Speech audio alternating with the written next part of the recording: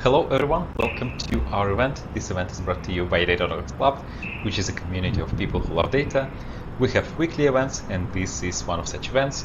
If you want to find out more about the events we have, there is a link in the description. Go to the description, click on this link and you'll see all the events we have in our schedule. Then if you haven't subscribed to our YouTube channel, do it now. Just click on the subscribe button and then you will see all our videos that we have in our YouTube channel.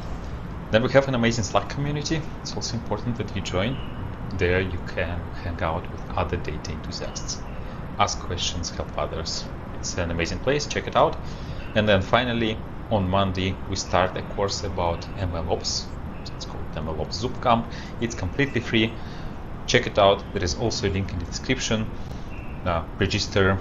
We start on Monday. So it's going to be awesome. If you're into machine learning, data science, if you're interested in the engineering component of that, check it out. And during today's interview, you can ask any question you want. There is a link in the live chat. It's pinned. Click on this link and ask your question. And I will be covering these questions during the interview today. Okay, I think that's all the slides I have.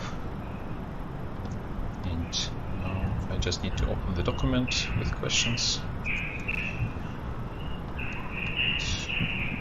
Are you ready? Yes. Okay, so let's start. This week we'll talk about machine learning in marketing, and we have a special guest today, Juan. Juan is a Berlin-based mathematician and data scientist. He is interested in statistical learning, time series analysis, Bayesian and geometric methods in data analysis. Welcome, Juan. Yeah, thank you very much. I'm very happy to be here, and thank you again for the invitation. So you recently gave a talk at PyData Berlin, and I thought that the talk is amazing. I unfortunately couldn't. I wasn't able to attend the talk because they didn't let me in. The talk was already full, so the room was full. I couldn't get in.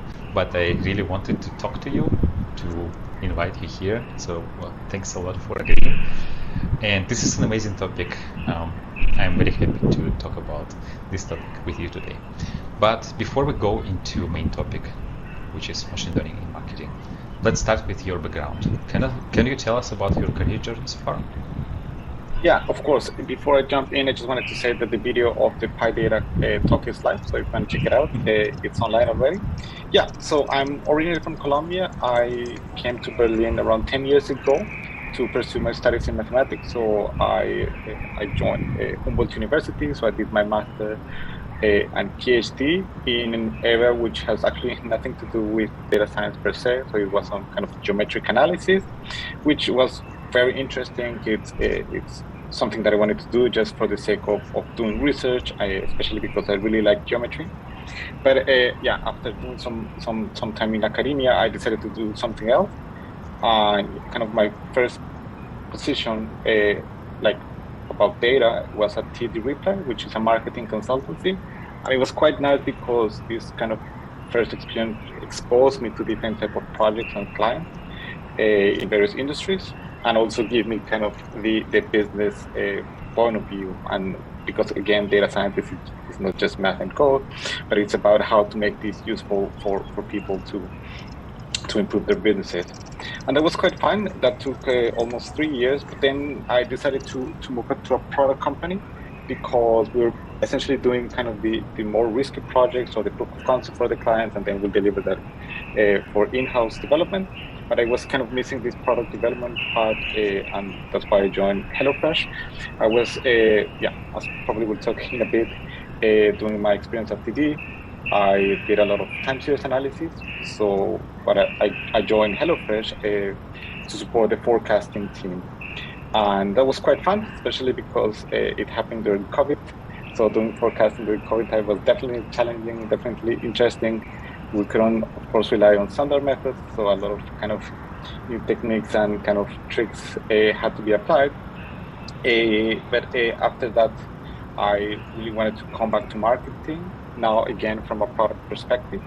And since around 8 or 9 months, I'm working at Volt. where I'm part of the marketing tech team. Kind of leading the data science project in the marketing domain. Can you tell us a few words about geometric analysis? What is that? Yeah, sure. So geometric analysis is try to understand kind of topological invariants of kind of twisted surfaces. I was especially working with surfaces with corners, so to say. But if you see the surface, you can see, for example, if they have corners, if they have holes. But if you have this, let's say, very high up dimensions, you cannot properly see that. And you want to detect this through integrals or through kind of matrices. So I think one of the ways of understanding it is, as Kak said, that you want, like, can you hear the shape of a drum? And what he meant is, like, if I give you an operator on a manifold and I compute kind of the eigenvalues, the spectrum, can I detect some geometry? And you can partially detect that. So if you take these eigenvalues, you can see, for example, what's the dimension or like the volume. And that's this game to try to detect global properties through kind of more analytical methods. Quite unrelated to marketing, isn't it? Yeah. But I mean, the core is linear algebra. So linear algebra is definitely a core part of both worlds, so to say. Yeah, I know this talk is about marketing, but I'm just curious, are there applications in like day-to-day of people, like of the geometric analysis? Like, can we see, as usual, people applications of this somewhere? I think, as I said, like the core components, essentially linear algebra is always there. Something where I'm kind of particularly interested is in this Bayesian inference approach. And these kind of samplers to get kind of samples from the posterior distribution actually rely a lot on geometric properties. So actually there are people which kind of design these samplers based on geometry. And it's been quite fun to see how, like, all of these techniques of Riemannian geometry and Hamiltonian dynamics can be are the kind of tool to create these samplers. So it's kind of a far connection, but it exists, and it's very interesting. Interesting. I did not know about that. Not that I know much about Bayesian inference anyways, but I also didn't know that there is any connection to geometry there. But yeah. Let's go back to marketing. So hopefully I do know a few things there. Not a lot, that's why we have you here. So maybe can you tell us what are the typical problems that we solve with machine learning in marketing? Yeah, I think this is a very interesting question because there's by no means a kind of a complete answer that I can give, just because there are many kind of subfields. So on the one hand side, like, I guess the most common one to think is about how to optimize media spend, so to do better targeting to users. So of course you want to see which targets to users and kind of send personalized message and so on. You also want to prevent a churn, and for that, of course, you have historical data, and you probably have some early or like regressors that could be early predictive for that, and then you want to take action upon these results. But you can also do things, for example, using NLP and text mining through social listening. That's something that I did in the past. We try to see, say, how people talk about your brand or about certain campaign in social media, and to see what's the sentiment, what are the subtopics, and actually if the campaign intention was actually reflected of how people comment on that. So it's quite huge. So maybe a couple of them which I've been working at the moment are on the one hand side, as I said, on the user acquisition side, which is how to better use our money, so to say, to efficiently push our marketing activities. And that is somehow related, of course, with attribution model. You want to understand the kind of flow, how kind of your email that spend, how does this work to bring new customers. And on the, let's say, other part, you have retention, right? So once you have your customers, you want to make sure that they're engaged with the product.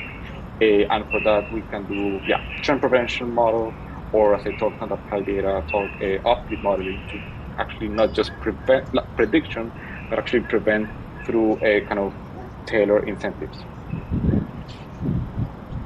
So the main ones are, as you said, user acquisition is we want to get new users, and then once we got the users, we want to keep them, or detect that if they're about to leave us, and somehow prevent this. And the talk that you gave was about detecting this, right?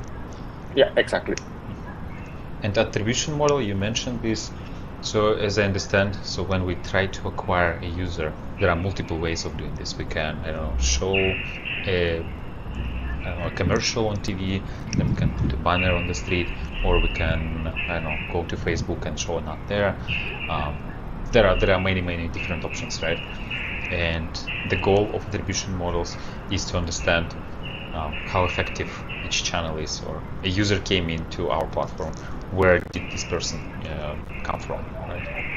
Yeah, and I think kind of there are two parts. So on the attribution side, you want to so you spend some euro in different kind of parts. Let's say it could be a TV ad or a Facebook ad, and then someone register, right? So the first thing is to connect, let's say, how or what was the incentive or trigger for this user to come in. And of course, it's not unique, and that's the fun part, so to say, because if you see a TV campaign, you'll probably won't react immediately, but maybe you, after a while, maybe that same day, you will Google for that, and then, let's say, through the digital kind of tracking, then you could, let's say, in principle, attribute that to Google. But then that will underestimate the effect of TV. So in the attribution part, which is also connected to measurement, you want to detect this connection.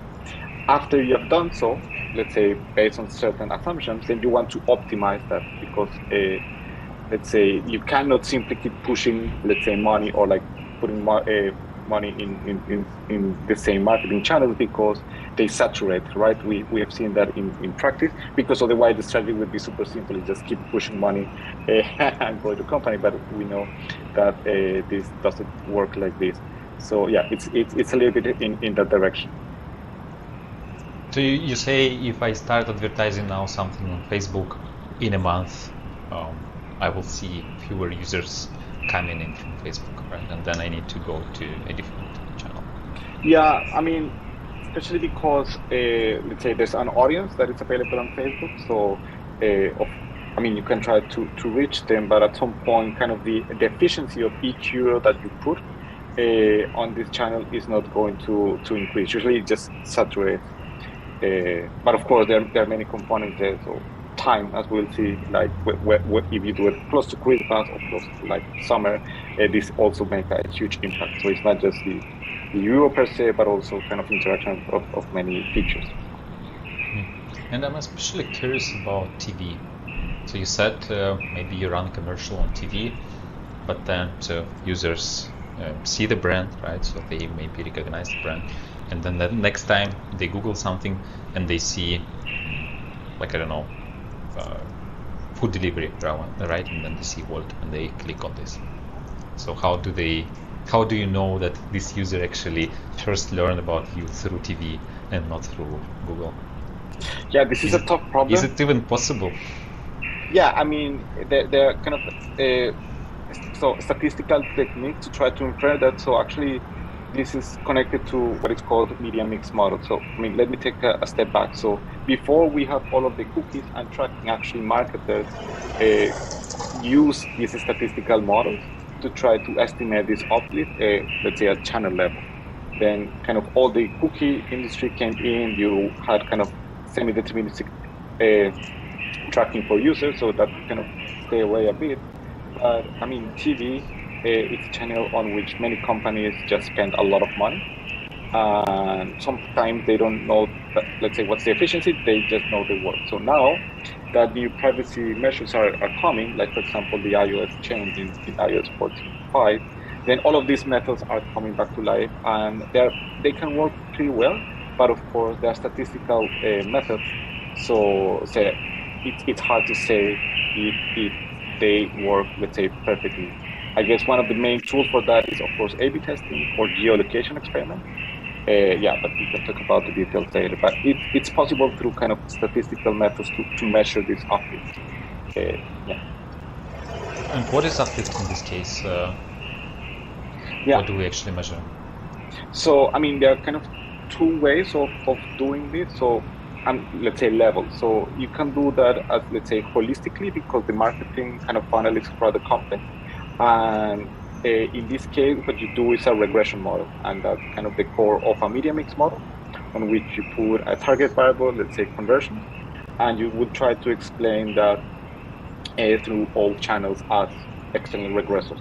The tricky part is that if you put the raw data as it is, it'll probably not work for TV and for other channels as well, because there are kind of two effects that let's say get mixed in this kind of regression-like relation. On the one hand side, there's a saturation effect, which means that, again, what we talked about, that it's not linear, so it's not really a correlation that you're trying to make or to find. And in addition, there's a carryover effect. And a carryover effect means you measure something, you show an ad today, and probably not all people that saw the ad will react on the same day, but on the week later, so to say. So in these media mix models, what you want to do is to couple saturation transformation and this carryover effect, which is sometimes called ad stock transformation, and put that into the mix in this kind of regression kind of setting. And of course, you can control for seasonality. You can go fancy and go with time varying coefficients, because the efficiency of marketing can change over time. But that's kind of more on the holistic level. And here, by uplift, coming back to your question, it's really the kind of the coefficient of this regression. Whereas if you want to do this at campaign level, where maybe you don't have, let's say, all of this data, all of this mix, but you want to kind of detect an uplift, then you can go through a slightly different approach, which is the so-called causal impact.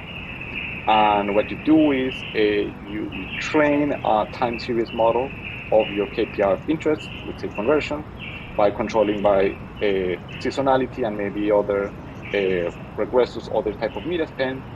And then you generate a prediction, assuming that there was no campaign, and then you have the true values of your KPI, and then you would attribute this uplift. Again, this is a big if the only difference between, or like in that period, was the TV campaign. So maybe I didn't understand it, just to make sure I did. So uplift in the first case, when we just look at the contribution of each of the channels. So we have a regression model. So the target variable here is conversion. So somebody, let's say, registered in an app or somewhere, or downloaded an app, some action, right? So let's say registration.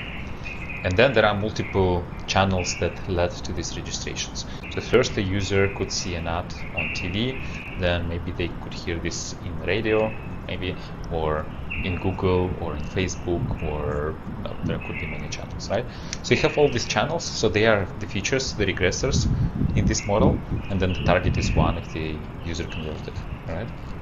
And then you train this model, and then you look at the coefficients and you see, okay, for TV, the coefficient is, so this gives you kind of contribution of each of the channels to the conversion. And then you see, okay, for TV, the coefficient is 2 times more than, let's say, for radio, right? And then you see, okay, TV must be 2 times more important, more effective. Yeah, in a sense, I think that's the core. There are two kind of things that I would like to add. On the one hand side is that the raw kind of impressions data or cost data that you put into the model, again, would not be enough. So you need to put this saturation and ad stock effect, which actually have some hyperparameters that you will learn from the data. So you will actually like to learn from the data when this channel saturates.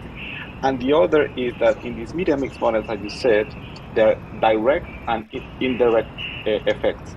So what you usually do is not have just one regression model, but to have a couple of them to model different touch points. So if your target variable is conversion, then you have a model where TV is included, but then you have yet another regression model on which your target variable is, let's say, Google search, and then you have TV as a regressor for that, and then you do kind of an average to see the combined effect. So it's actually a sequence of regression models. And another thing I'm really curious about. So when it comes to Google or Facebook, you have tracking. You know that this user came from this channel. But in terms, like when it comes to TV, you don't really know about that. So do you have another model that predicts if this user was exposed to a TV commercial, or how does that work?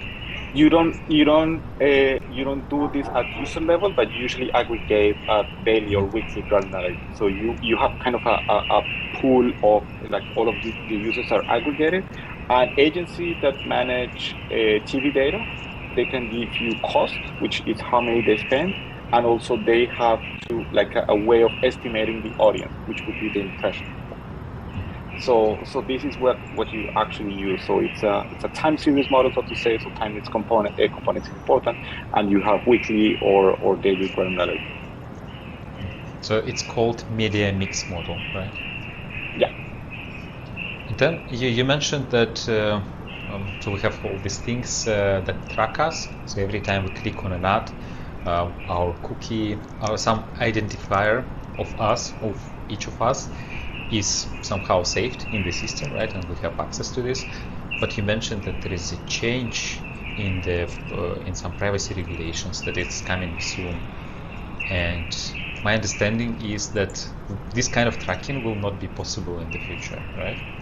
Yeah, and actually, it happened. Actually, I think it was last year on the iOS 14.5, for example, where you can actually in your iPhone you can actually refuse to share that data with Google, with Apple. So what Apple actually reports is not at user level, but at like an aggregate report. So in that regard, like these type of statistical models are not truly affected by this. And I believe that this is going to continue happening. Like privacy is going to make that these statistical models which work on aggregate data will be the tools that marketers will need to use, because the deterministic way it's probably not going to work anymore. But you still will know if somebody came from Facebook or not. You just don't know maybe if this user maybe visited some other website, right? You still even I think you don't know, like you know the aggregate number, so but you cannot identify the user. Like you can say, like before report would say, okay, 10 users came from iOS, but you don't know which one. Okay. So then it makes the modeling more complex, right? Yeah, but again, if you think about TV, you don't have that either, so that's why you want to, and this is the key component. Again, I think the media mix model is not really about the model, it is, but it's really about which data can you find, because like say, already finding good TV spend data, it's like you need to have a common granularity, and that's a big part of the project, the data collection. Okay, so we do this, we understand how each marketing channel works, how effective each marketing channel, and then we can decide to spend some time or some money in this channel. Then we also should keep in mind the saturation, as you mentioned, right? And then another area was optimizing how much money we spent on each one, like what are the budgets, right? And then we acquired the user, and now our goal is to try to keep this user as long as possible in our application or on our website. So what are the things, what are the models, or what are the problems we're solving there when it comes to retention? Yeah, so in retention, actually it depends on the type of business. If you have like a contract-based business, then kind of you have a well-defined notion of churn, and then typically this is a classification problem on which you have certain features that will probably explain or like indicate why this user churn. And if you think about a classification model that outputs up, let's say, a number between 0 and 1, then you can run that on a new customer base, and you set a threshold and say, okay, if it's more than 0.7, I will send an email, something like that. This is kind of a very high level view. In other businesses, like for example, bulk, there's no kind of definition of churn, because you could like order today or order and order tomorrow, but then go for vacation for a month. That doesn't mean you churn. That means that you're probably just not active. So in this case, there are other type of techniques. There are many of them, Some techniques that I've been recently looking into are this more kind of a probabilistic type of model on which you try to simulate this kind of non-contractual behavior and try to estimate the probability of being active as a function of time. So it's not a typical classification problem, but again, that depends on the business model. And I guess here you cannot, there is no definition of churn because let's say it's an app, right? Or it's a registration. So unless a user deletes their account, you don't know whether they deleted an app or just stopped using it. Exactly. Right? And you cannot track deletion, right? Yeah, but also by that time it's already too late. So just to give you an example, the whole idea is to model the purchase frequency. So there are customers, for example, that order every Sunday, and customers that order every day. So if the customer that orders every day stops for 4 days, there's probably something wrong, and you probably want to react. That's an example. But if a customer that just orders every Sunday stops for 4 days, it's the usual, it's expected. It's going to be more concerned if this user doesn't order in a month, so to say. So it's still try to find this kind of sweet point on which you expect, like there's something weird from the user pattern. And of course you want to learn this from historical data. Well, I am from a different category of users. So I order when I just feel like it, when I don't feel like cooking. So there is no really pattern into that. One day I might order, then maybe I will order next day, but then maybe for a month or two I will not order anything. But then let's say when I go to work I will want to eat out, but then I'm lazy or I have a meeting, so then I just again order. Right? So you described users who order every Sunday, you described users who order every day, and then there are people like me who sometimes order. So how do you have like a different approach to each of these segments of users? Yeah, of course, you will have to have external regrets. So, for example, I would imagine that you order more in winter than in summer. Maybe, I don't know. I don't. I haven't collected data. Maybe just because you are less kind of incentivized to go outside, and maybe just cold and you order more. It depends, yeah. So I mean, I'm just trying to tell the fact that you can, of course, add seasonality features. It depends on the customer as well. So again, as you will do in a churn-like problem where you have like a binary variable, you will try to see from kind of a lookalike approach if you could detect some signal.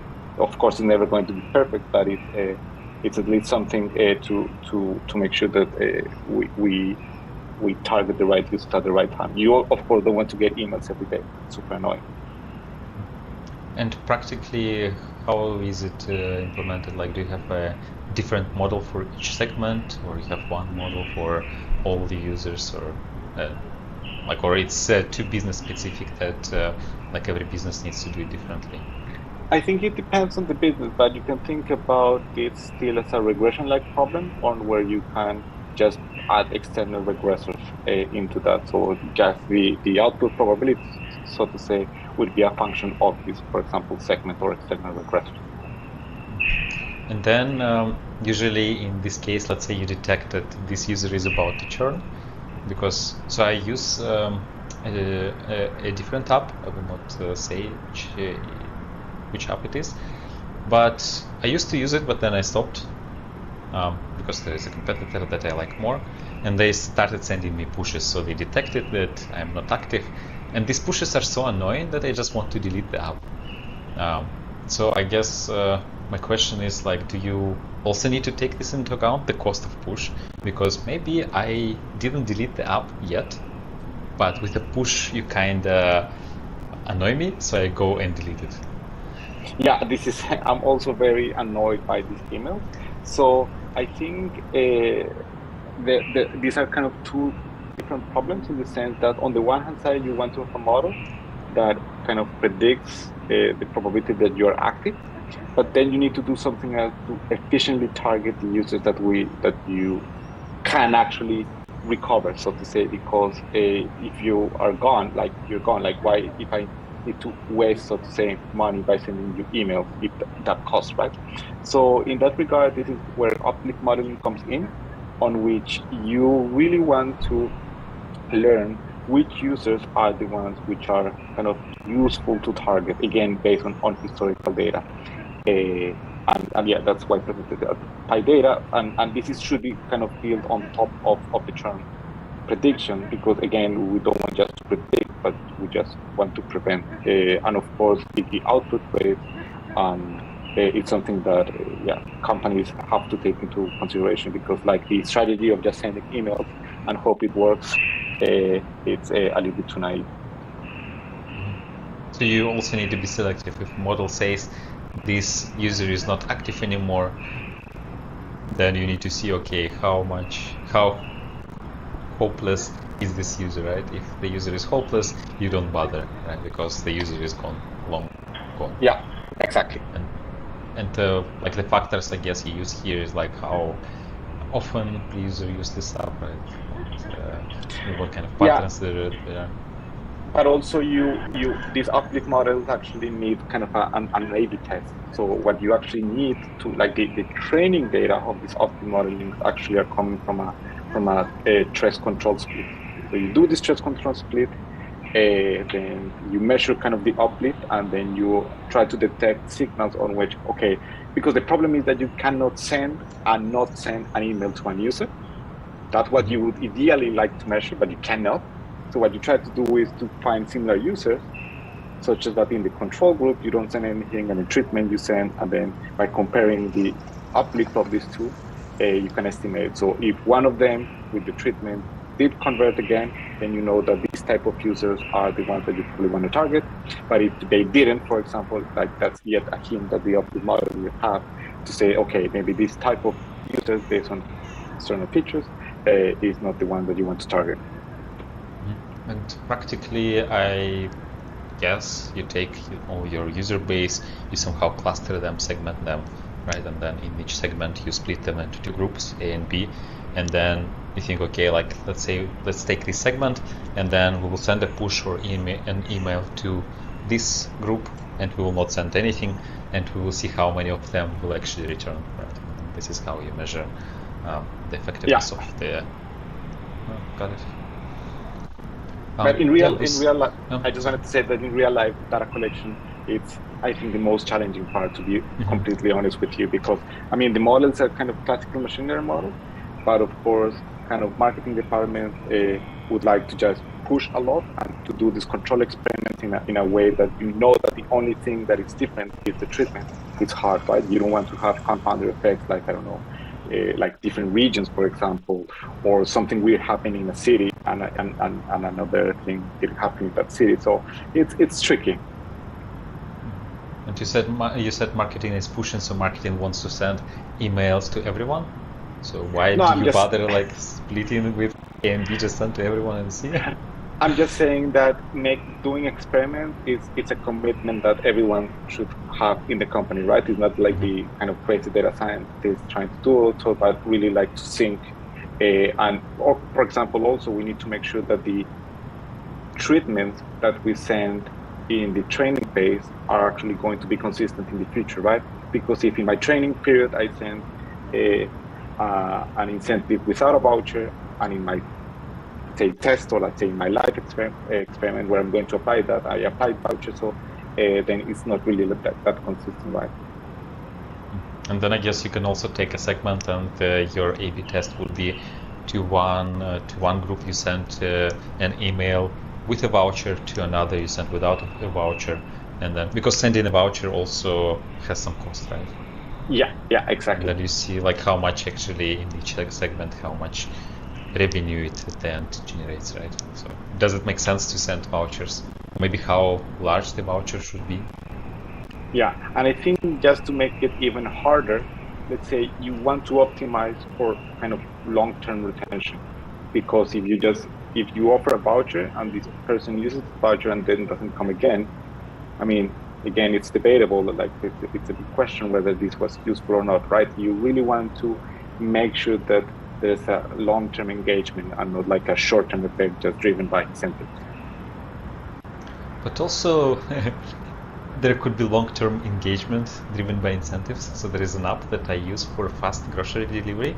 The only reason I use is because there is free delivery, and they give like 10 euros discount when it's over a certain threshold.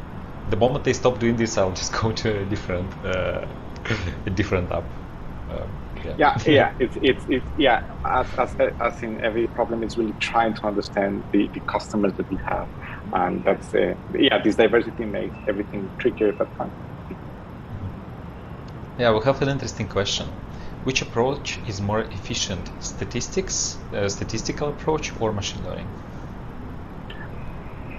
I mean, I don't have kind of a clear difference between these two. I would say you should always go with a baseline which is maybe not neither of those, and to have that as a benchmark. So I wouldn't jump into these kind of techniques unless it's necessary, because these problems are surprisingly hard, and if you have the right data, you might actually go away with it with a simple kind of rule. Things become a little bit more complex if you don't have the data available. So yeah, keep it simple. So what could be a good baseline, good benchmark for churn prediction? Like, for example, if they were active last week or not. Okay, that's pretty simple, right? Yeah, I mean, and whatever you do, this is just first example came to my mind. It has to beat that, because if not, then just use that. Mm-hmm. What do you think are the differences? Because I'm not completely sure. Like, what are the differences here between statistical and machine learning approaches? To me, they look kind of the same. I guess maybe machine learning is like when you train XGBoost, and statistics is when you train linear regression. Or it's about tests. I don't know. Like, I don't have a strong opinion. Like, for me, it's just kind of methods to solve a specific problem. I do believe that, for example, in this media mix model, it's really about doing a very good linear regression, and that's in practice hard actually. Yeah, we have a question about this MMM model. I think it's media mix model, right? So how often do you retrain these MMM models, and are there any significant gains in performance if you, let's say, retrain them weekly? I mean, usually, if you think about measuring offline campaigns, you don't have this every week or every day. So probably what you typically do is to have a good baseline, and maybe do it maybe every month or every 2 months. That depends on the data granularity, because of course the digital channels will keep going, but the strategy are often to just go on and off, because this is quite expensive. So of course we really try to automate as much as possible, like data transformation, data collection, and things like this. But with kind of retraining on a daily level is not going to bring any value. Mm-hmm. Yeah, and we talked about a good baseline for churn prediction. What are good baselines here for this for attribution models? I mean, again, this is really about the data that we have, because attribution, like ideally, attribution models would be deterministic, and you shouldn't have to model anything. But for example, in the iOS case, if you really want to attribute that at user level, there should be a way of splitting this kind of report into individual users. So I guess, say the easiest one is just, I don't know, to uniformly distribute that. But I guess there are other better methods, maybe in like using lookalike approaches to do so. Uniformly, you mean you just assume that every channel is like if you have that's a little bit tricky. Actually, it's not that simple. But in an ideal case, you know that, for example, the report say, okay, there are 100 users, and then you have a way of detecting. You don't have per se which one they are, but then you have a subset of which 100 are coming from this channel and 100 from this other, and then you don't know which one, so then you kind of randomly assign, just so that the report makes sense. But of course, you cannot trace that back. It's it's tricky. And then there is another question from Sebastian about probably also this MMM model, or it's related to this saturation, I think. So the question is, how do you choose the decay rate for each channels, and what's the approach you follow? Yeah, so actually you don't need to choose that. You will actually learn it from the data. The techniques that you're using to be more concrete is kind of this Bayesian linear regression. And again, this Bayesian approaches allows you to plug these type of transformations in a nice way, and you can actually learn that from the data. And the challenge, of course, is that you might not have enough data, or like you could over-parameterize your model just because you don't have enough data points. And this is where this kind of Bayesian techniques, on which you use the priors to shrink the coefficients, so to say, based on, I don't know, domain knowledge, for example, or certain heuristics, can help you a lot. So ideally, you could learn this from the data. Is there any good resource on learning all these things? So we talked about media mix model. We learned about this technique that you just mentioned, Bayesian linear regressions, uplift modeling, churn prediction. Is there a good book or a course or something that talks in details about all these methods, machine learning methods, or in general, like data methods in marketing? I mean, I guess there are many resources online. I should say that they're kind of all over the place. So just as a little disclaimer, I have myself a little blog on which I try to kind of run some simulations. So that could be maybe a nice place to start. But there are many blogs online about this subject. I have found a kind of a conceptually interesting book that is called Introduction to Algorithmic Marketing. And actually it's available online. And it gives a very nice overview of kind of the marketing domain, talks about customer lifetime value, this efficiency measurement through MMM, and they go beyond. And they have a nice GitHub repo on which they also have some experiments. So I found that reference quite interesting. Yeah, thank you. I see a question from Amin. We talked about Bayesian linear regression, and the question from Amin is, do you use Bayesian approach for building your statistical models, or you're more into the frequentist approach? So I really like the Bayesian approach because on the one hand side, at least for me, it's easier to understand. It's a little bit more transparent, so there's no I know p-values can be understood, but I just find it's a little bit more transparent, and actually it gives a lot of flexibility. So again, as I mentioned before, you can also, of course, try to do this with maximum likelihood estimation, but the fact that you can encode business knowledge in your priors is something that comes very handy if you have small data. So it's just a very convenient approach, and yeah, I'm very, I use it, but not just because it's fun or cool, but it's just because in some situations it does show a big advantage in this specific statistical method. You probably talk often or sometimes to your colleagues who from other companies who also work on marketing. Do you see any preference from your colleagues towards Bayesian methods in general, or it's like 50-50, or maybe frequentist is more popular usually? I think people working on MMMs, on marketing mix model, I think most of them work with Bayesian methods, just because again it's about the flexibility it provides. So in that regard, I think it's very popular. But for other applications, for example, like for churn prevention, so to say, I guess in this case you'll probably try to use a maximum likelihood estimation or a kind of classical machine learning model, just because you really want to aim for accuracy, and also the scale and the data set are typically much bigger. Mm-hmm. So I guess when explainability and ability to embed, to use the business knowledge is more important, then you go with Bayesian. But when you care more about accuracy, then you go with, I don't know, XGBoost or something.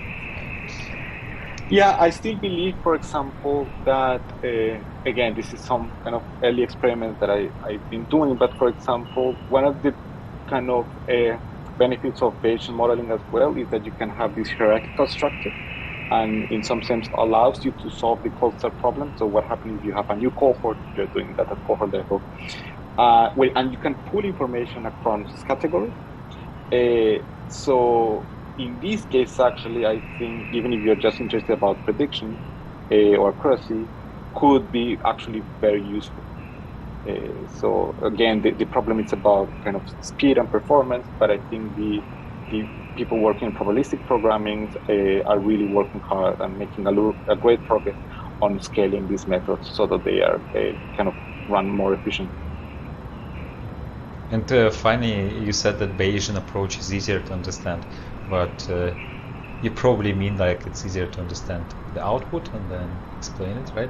Because to me, every time I try to understand how Bayesian methods work, I see integrals all over the place and I have some mental block in my head because I didn't study geometric analysis maybe, or maybe it was for some other reason.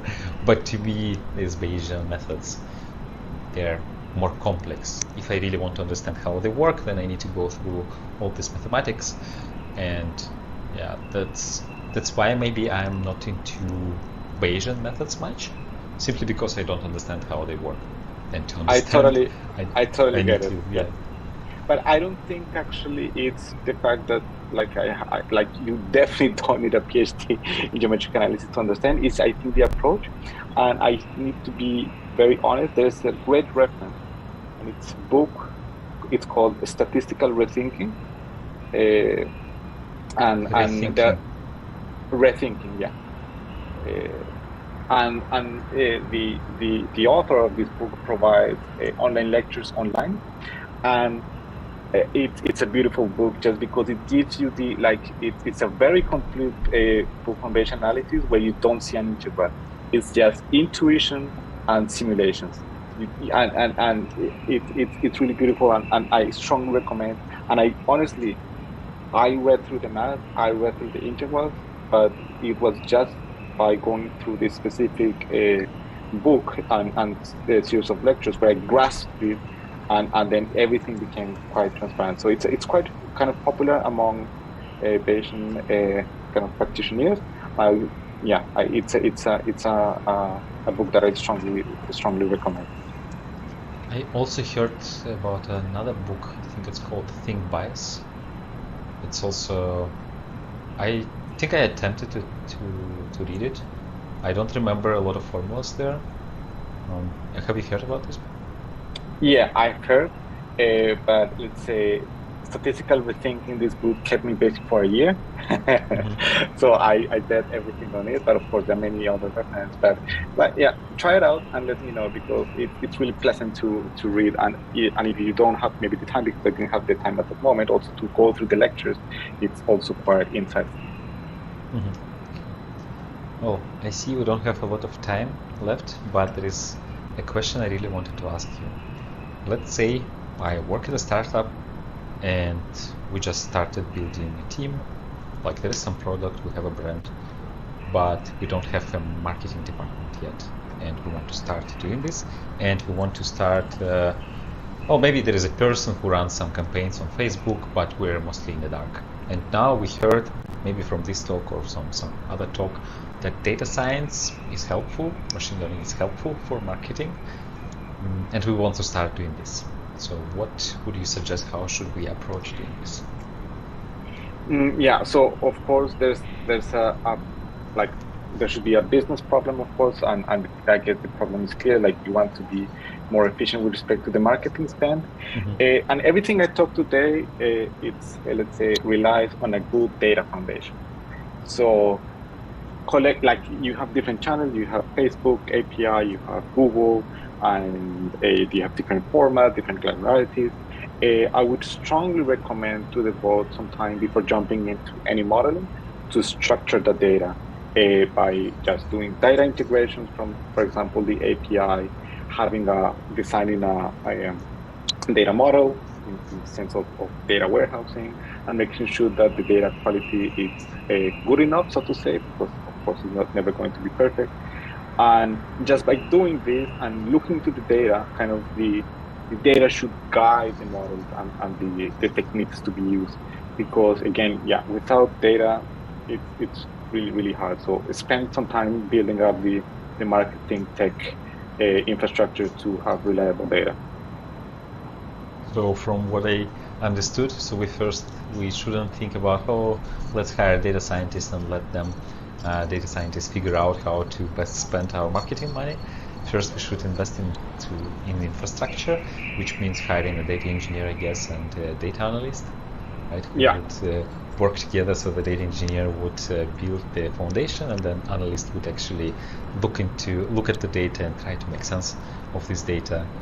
Maybe it could be even marketing analysts, right? So analysts who specializes in marketing, and then together they will build the foundation. They will understand how things work, and so let's say we have that. So what would be the next steps? Are we ready to bring in a data scientist or not yet? I mean, this is a little bit fuzzy, the definition, because the person, if there was an analyst working in this type of data integration and KPI modeling, I'm pretty sure that person can definitely do some of the fundamentals of the problems that I described. Because again, I don't think, like, there's is of course, but if that person already exists in the company, they will probably do a much better job starting with the baseline model than some external kind of data scientists just trying to get cool models into a new data source. So it's really like there's a lot of domain knowledge here. And just to give you a concrete example, I work in a kind of truly cross-functional team, and I need to work closely with the engineers and data and data analysts. So because the media mix model, it connects with the attribution, and then we need to refine our attribution model and redefine the KPI that we want to model. So yeah, in a nutshell, it's not that there's a specific point in time where you need to bring a PhD with geometric analysis. It's by no means necessary. I think just by having the good data kind of foundation, domain knowledge, and a little bit of kind of statistics and linear algebra, you can actually do a lot of interesting things. So I guess the most important thing here is domain knowledge, right? Which trumps everything else. And a good analyst who knows data well probably can pull together a Python script for doing simple modeling, right? Yeah, because of course, if you want to productionize this, let's say you want to deploy your churn model, you probably need a little bit more help to okay, who is going to set up your, let's say, Airflow server, who is going to maintain that, and so on, and that becomes a little bit more tricky. But at least in a very, very early stage, you really need to stop going blind in your marketing spend, but maybe try to start off with some reporting and some common sense, so to say. Mm-hmm. So I guess if we want to have, not data science, but in general, if we want to start this marketing function in our data organization, we need to start, probably the first good use case would be to spend our money on marketing better, more effective, right? Be more effective in spending. That could be a good use case, and these are the methods that we talked about, like about attribution, right? So let's say we want to acquire as many users as possible. So what is the most effective channel where we should put more money? And then we also should keep in mind, like all the things you mentioned about channel separation. Yeah, maybe, and something to add on top of that is that it's also key to define which are the KPIs which I care about, right? Because optimize with respect to that, like, is it conversion? Is it kind of which type of conversion? Like, because you can kind of register today and use the app today, or in 7 days, or do you care more of the short term? So defining what you want to optimize for by looking to the data that you have in place, it's also an important step. Like, really to see what do you want to improve. Okay. Yeah, interesting. And how do we decide if retention is more important than user acquisition? Or who makes these decisions? Yeah, I think this is really strategic, and I think it shouldn't be just like, there should be a vision, right? And there's of course value in acquiring customers, but something that I truly believe is that no matter what you do marketing-wise, if your product is not solving or like helping users, you're just kind of burning money. So like it's important to focus on marketing, but I think it's also key to make sure that the product is actually going to be the best tool, because as you said, it's really about the product that drives who is going to join and if you are going to be engaged. Because no matter how many emails I send you or vouchers, if the product is bad and it's bugging, you're probably not going to use it. So yeah, focus on product development, I would say as well. So retention in this case is not only having a good churn model, but also having a good product, right? So that people want to use. Right? And Exactly. if it's buggy, if it crashes, then... Exactly.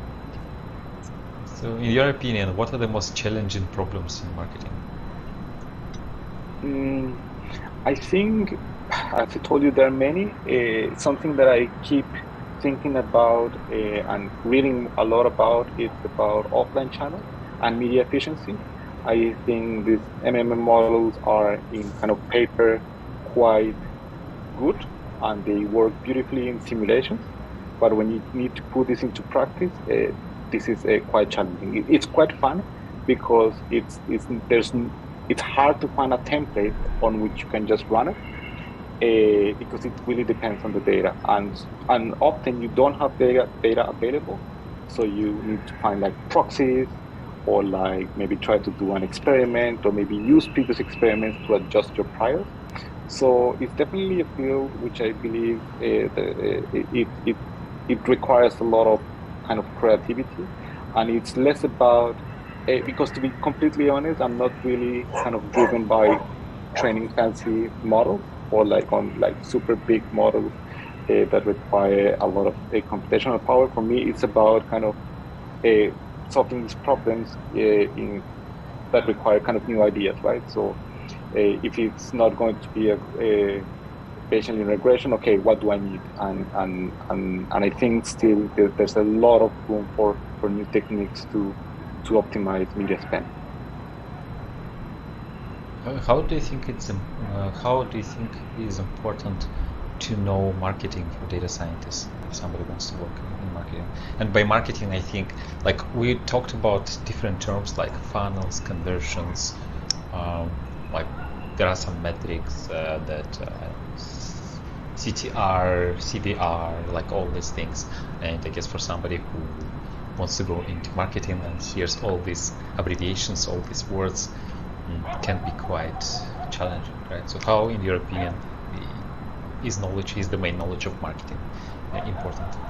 Yeah, so this is something that I had to learn by heart, so to say, but the marketing managers are your best ally. So I assure you that even if you have good data and if you have a good knowledge of machine learning, if you're working by yourself without talking with the marketing department, the marketing manager, the project's going to fail, because needs change, requirements change, and it's really about the strategy and the plan, right? So what if you optimize for a channel that they are going to stop using?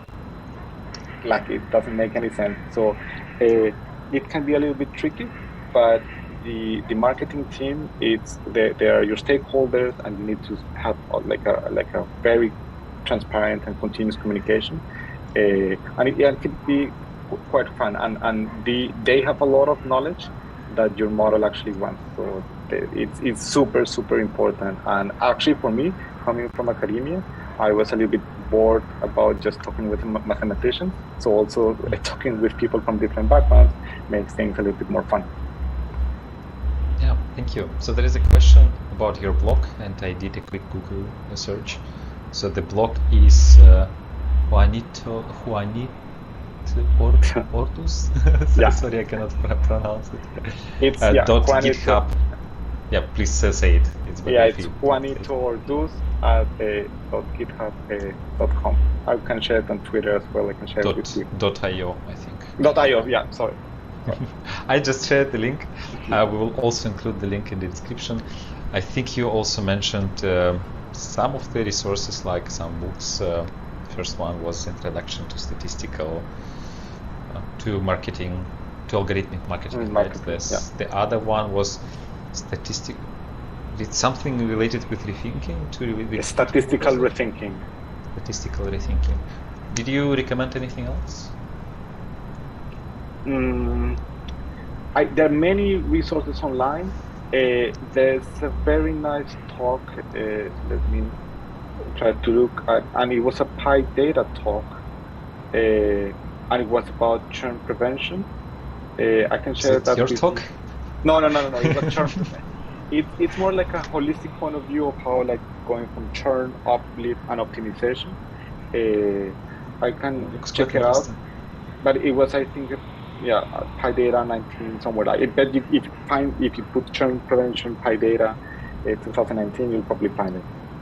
Yeah, maybe if you find it later, send us a link and we'll include this. So, what's the best way to find you on the internet? You can find me on the blog, the blog, and you can also find me on GitHub. You can find my email quite easily. So if you ever have a question or anything related to this or other topics around data science, just drop me a line. And Twitter, I guess, also. Yeah, and Twitter as well. Way to find it. Okay, thanks a lot. Thanks for joining us today. Thanks for sharing your experience with us, for telling about marketing. And thanks everyone as well for joining us today, for asking questions or watching us. I guess that's all from us today.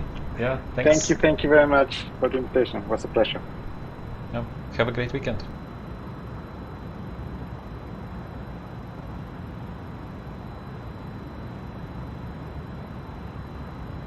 And other things. Ryan was there before us, and he was hanging around after us too.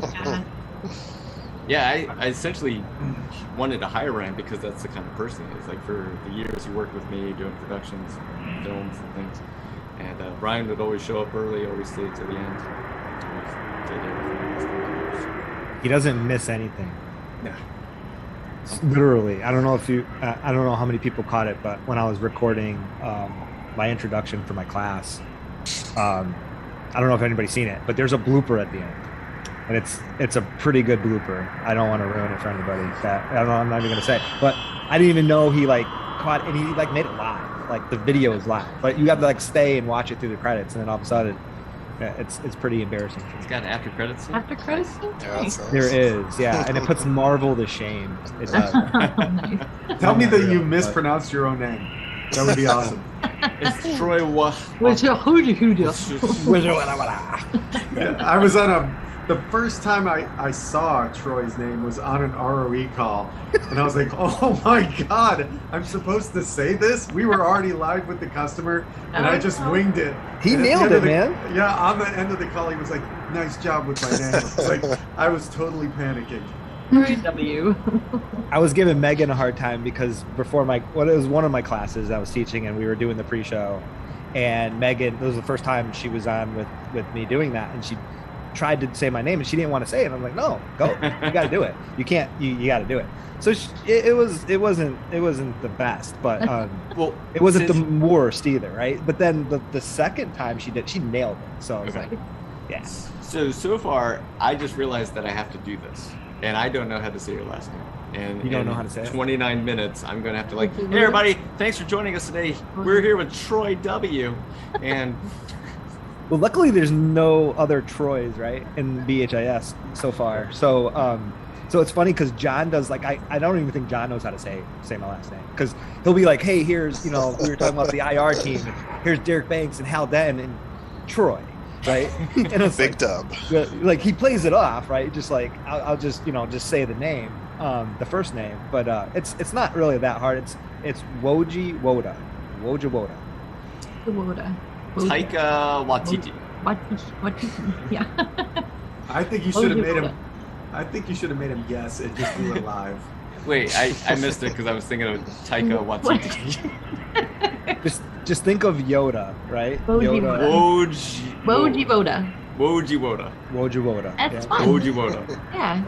Yeah. And where does that come from, Troy? It is Polish. Mm-hmm. Oh. Yeah. So you could say Wojciechowski or something like that. No. Wojewoda. Okay. It's Wojewoda. Yeah. So I also come from the land of Poland, and okay. You're either, I guess, I don't want this to come off wrong. No, I was You're just like, do you want to keep going down this? You're either a part of whatever civilized society was, or you're gypsy. And I come from the gypsy part of Poland. So Okay. I'm part of It all gypsy. makes sense now. Right? Were you actually Yeah. like from Poland, or were you? My grandparents were from Okay, all right. All amazing. And I'm Italian, so no, the Same thing.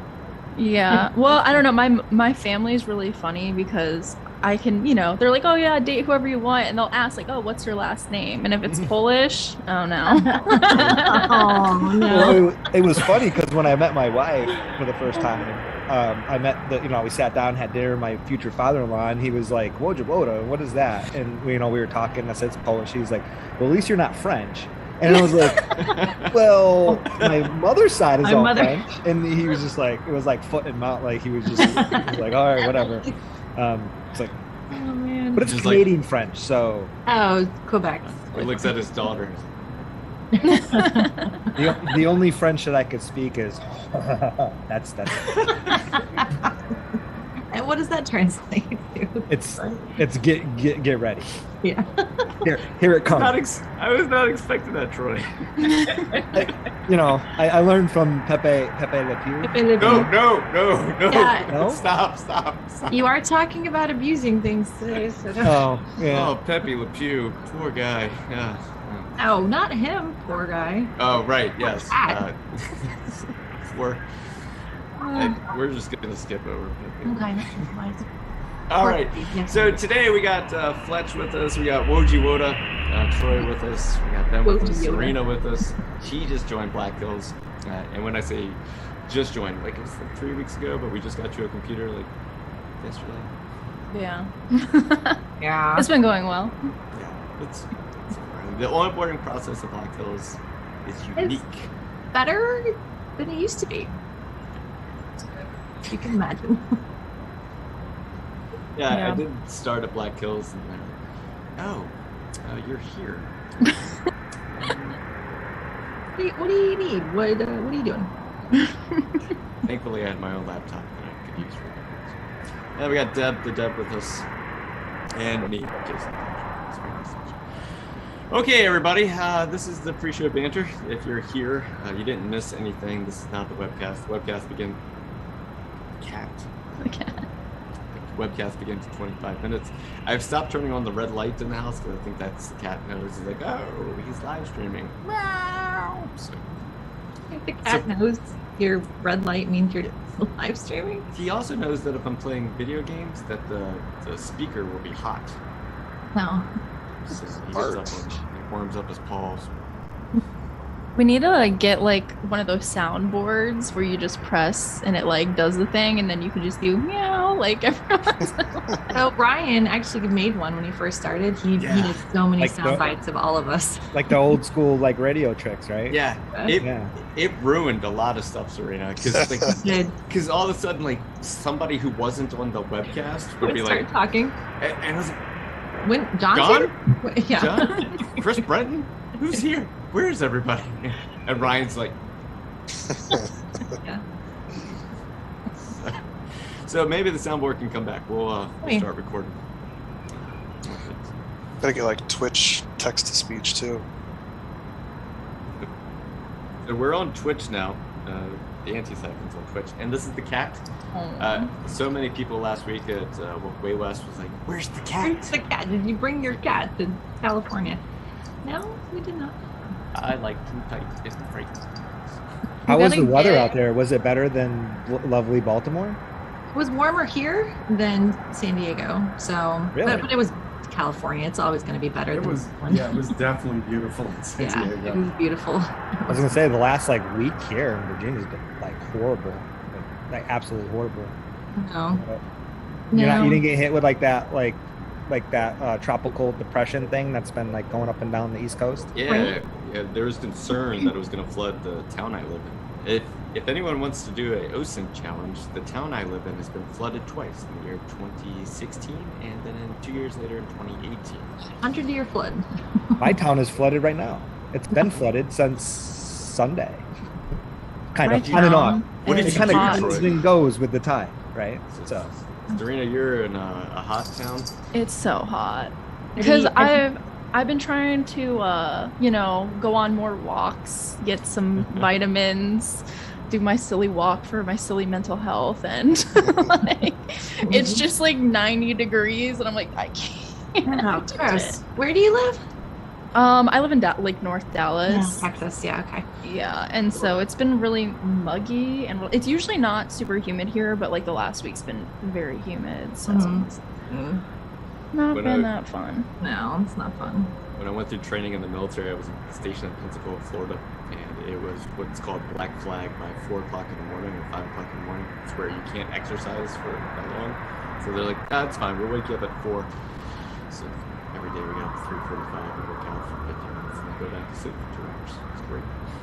Yeah, when I did officer training, I think it was at Maxwell in Georgia. Alabama.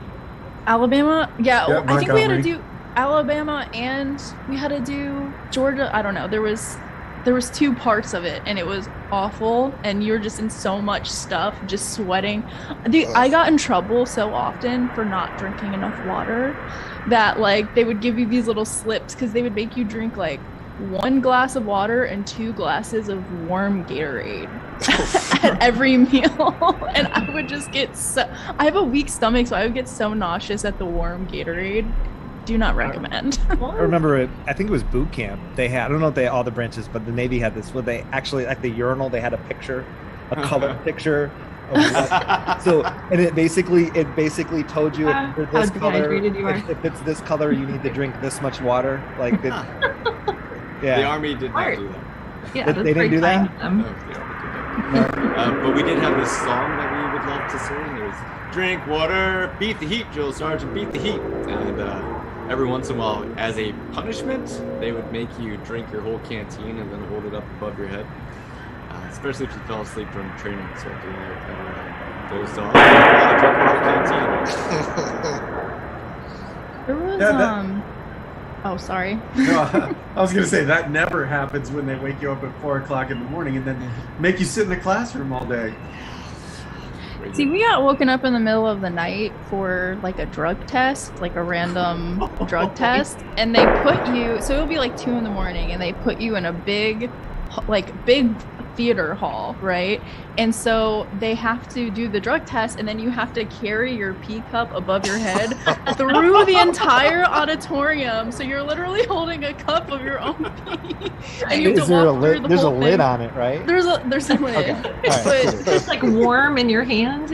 yeah, you're just holding it above your head, and it's funny because I'm like, they could have put the table kind of next to the bathroom. No, they made you walk through the entire theater to the front stage. Wow.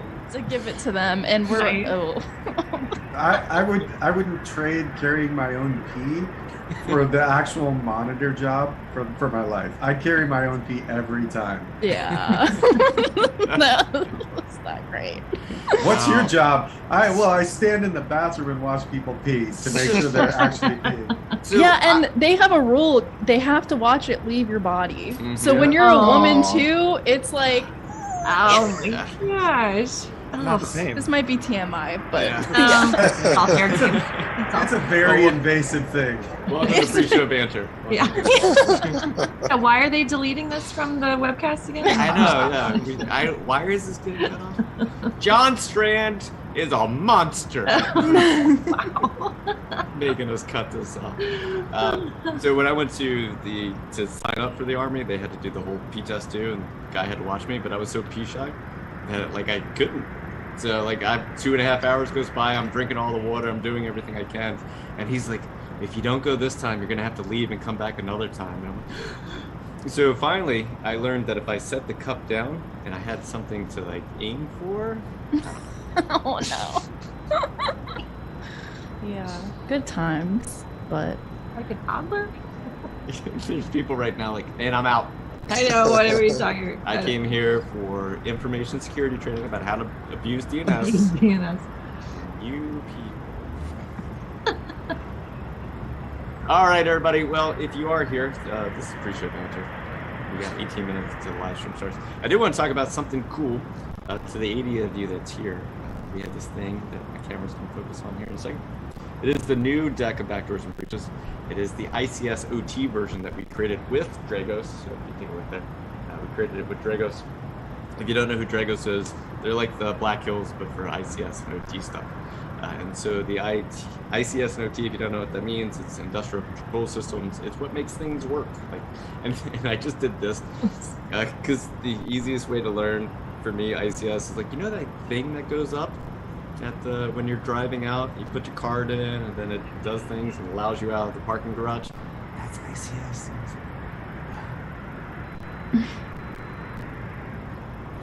So if you are interested, the ICS OT decks are now available at the Spearfish General Store, and if you are weary about going to a store called Spearfish and buying something, so is your bank. Your bank is weary of it too. They will flag that sucker. I thought it was a joke when I first started working here. I literally, I was like, did John just buy a small town, or what did he do? What did he do? Like, this isn't real. This can't be real. So what happened was, Black Hills is in Spearfish, South Dakota. Like, that is the name of the town that Black Hills is in. And so one day we were like trying to come up with a name for the store, and we're like, what about Spearfish but with a PH? Well, apparently banks don't. In case you're interested, it's in there. Yes, we have locked the store for U.S. delivery only. So the reason why is because we were sending things overseas and they weren't making it to the people. And those things were coming back to us and we were refunding a lot of the people. So if you actually are overseas and you did get something from us at some point in the past, awesome. We're trying to figure out how to make it better to get you things. So if you definitely want a deck of ICS OT backdoors and breaches, please go to blackhillsinfosec.com, go to the contact us page, and let us know by filling out the form, and then something magical happens. And by that means, I don't know, literally. It means I'd take over from there. The Rube Goldberg machine kicks off Trans-Atlantic delivery. That would be fantastic if that happened. Let's see, what else is going on here today? We got Serena. She's been doing the live streams with us, the anti-cycle live streams. So if you haven't checked that out yet, we'll drop the link here. Troy, what have you been working on? You like the IR guy? Yeah, something like that. All right, moving on. On the podcast. Actually, let's do this. Let's go around. Troy, who are you? Because I know you're gonna have like a whole slide about it and everything, but Troy, who are you? What do you do here at Black Hills? So I'm Troy Wojawoda. So I've been here for almost 2 years. I started in October of 2020. Started off as pen testing, but we started off as service, incident response service earlier this year. We were doing some IRs and forensics jobs, but we started a full-time kind of IR thing offering for BHAS. So it's pretty exciting, been pretty fun. And yeah, that's me. And IR, what's that stand for? Incident response. Interesting. So sometimes we'll use like DFIR or DFIR, so digital forensics and incident response as the short. So they kind of all blend, from that perspective, like finding out what happened when people like David and Ben do bad and evil things to your network. And we, kind of come in and, help the clients like figure out what happened, right? What happened and how can you prevent it from happening again, and remediation and all those good things as well. And would you say backdoors and breaches might be a good way for people to just prepare ahead of time for possible I do. In fact, it's much more exponentially better than just doing boring old tabletops with slide decks and PowerPoint bullets. Absolutely, yeah. It's a fun game to play, and I don't think I've ever played without it, like, spurring up, like, oh, wait, we didn't think about that kind of scenario thing. So that's really the point of it, right? Yeah. Thank you for that unbiased opinion. And it's way better than not doing IR until the day that you need IR, right? Yeah. Oh, crap. Somebody's in our network. How do we respond? I don't know. Have you thought about asset management? Fletch, who are you? What do you do here? David Fletcher. I'm a tester with BHIS. I do a ton of different tests. I've been here for about 7 years. That's me. And when you say test, like, what are you testing? We do a ton of different things like wireless, mobile apps, web apps, internal and external pen test. Right now I'm on a long red team. We got to use the exploit for CVE 2022-26-923, which is that just got released 2 days ago. Yeah, it's fresh. It's been exciting. Nice. We get to abuse certificate services in Active Directory to create domain controller certificates. Is log4j still the gift that keeps on giving, or is it already fixed? I think it's going to be a gift for a while. Serena, what do you do? Really, just hang out, talk to other people. So I do testing and content. So I will be doing content on testing. Nice. And we found Serena creating content, and you were making it like you were helping people who didn't know how this. You were essentially helping people who didn't know what things were, learn what things were. And one of the things that I really like when we talk to you, and I paraphrase it, is that you're essentially creating content for what you wish you would have had.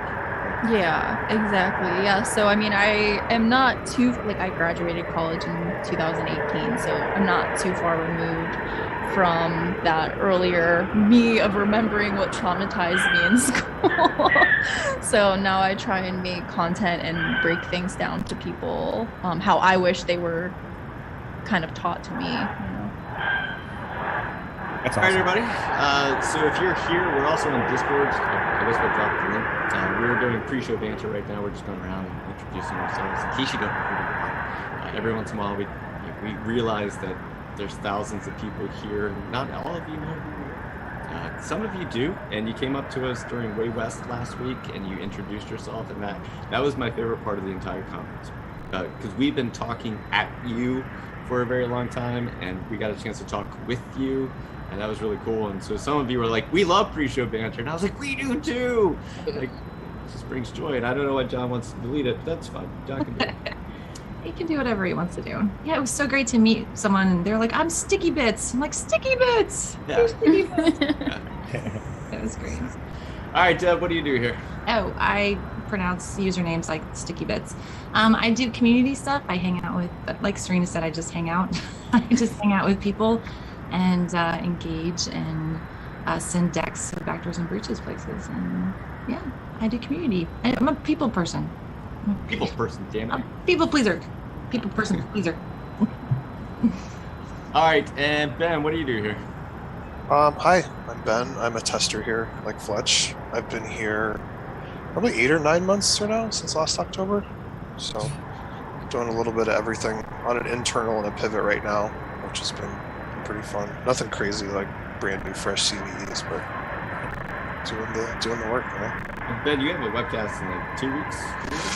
Yeah, and to Serena's point, talking about being traumatized from formalized education, I tried to go to school for computer sciences initially straight out of high school and was not prepared for the college experience and ended up flunking out of CS school, but found my way back to tech eventually. But I worked in bars for a long time, so I'm going to be giving a talk on things I learned from working in the service industry and being behind a bar and how that helps inform being a better consultant and kind of people person in general. Did you hear a lot of stories? Oh, seen a lot of stories too. People tend to open up, at those venues a little bit. Yeah. Too much.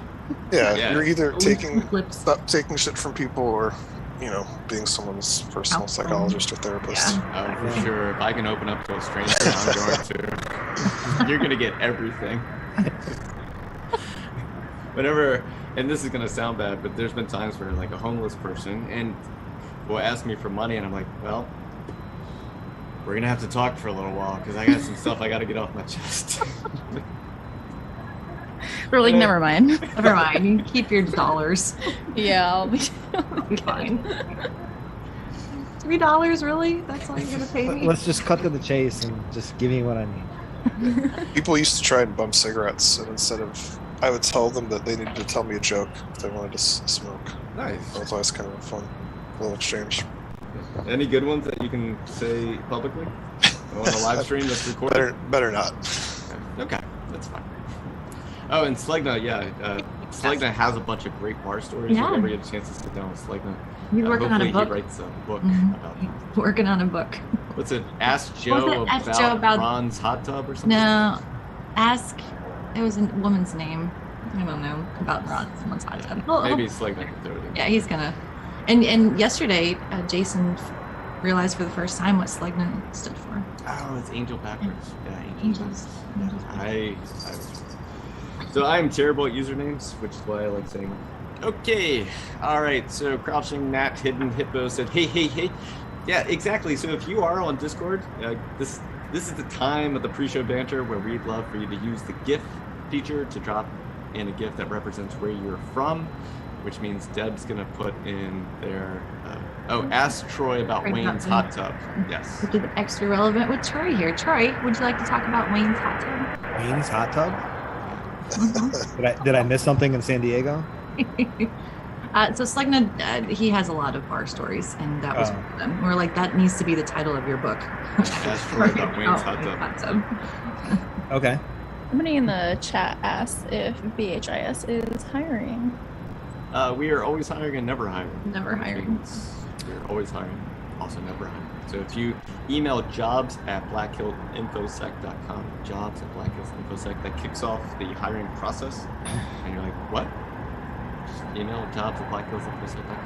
And that starts the hiring process. And you're probably right now like, well, what do I say? Do I put a resume in there? Do I put my heart and my feelings in there? It's like, just email jobs@blackhillinfosec.com and it kicks off the hiring process. You have to give it a funny subject line though. That is mandatory. Something about Troy's hot tub and Wayne. I heard about Troy's hot tub at the webcast, and I'd like a job, please. Oh yeah, Hayden said, I'll include my favorite memes. See, that would get my attention. Absolutely. So we're in the BHIS Discord today, not the anti-siphon. In case you're in the anti-siphon Discord, we're in the BHIS Discord. And what you're going to do is you're scroll down. I did a lot of work to the Discord server today, and you're like, what? Deleted all yeah, I took all the emojis out. Let me know if you like that or not. So I took all the emojis out. I grew up, I guess, and I looked at it early this morning, and I was like, do I need emojis? Do I? And the answer was maybe. So I just deleted them all to see if I missed them. I have the emojis still. You do? Yeah. Are you in the right server? Oh, there's a couple of emojis.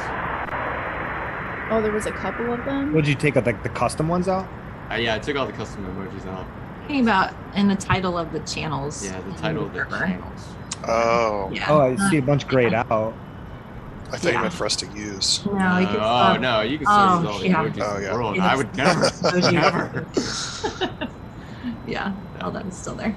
Jason removed all GIFs, all memes, all anything that's not text. Fun. No more fun. In the spirit of the age of DNS that we're about to talk about, we're going to go back to early 80s. There was none of this. Speaking of DNS, Troy, go ahead and bring up your slides to make sure it still works, and bring up your demo to make sure it's still working, so that way it's working for the webcast.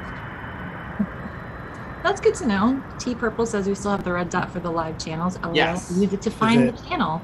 Yes, the red dot stayed for the live channels. So that way you can find That's good feedback. Is it still working? It is still working. Thank you, Troy. That is still working. Thank you, Troy. Is there anything else you're going to need today? Any other screens? Anything else? Maybe your personal email up or something like that? No. Client data? Client data? No. We only had client data sneak into like 2 webcasts, and all of a sudden, like I get the phone call, like as soon as it happens, like delete it. It's gone. But we do a very good job of sanitizing. And if you're like thinking about hiring us, it was a long time ago. We've learned the error of our ways.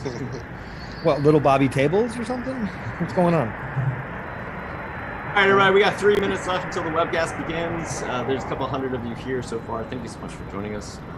We'll get started here in 3 minutes. We have a team of people. We got Ben, we got Fletch, we got Deb, we got Serena, we got myself. We'll be on answering questions. Please feel free to ask questions inside Zoom or in Discord if you're already on Discord. and so you can ask questions there. You can post memes on Discord. Discord's really become the place where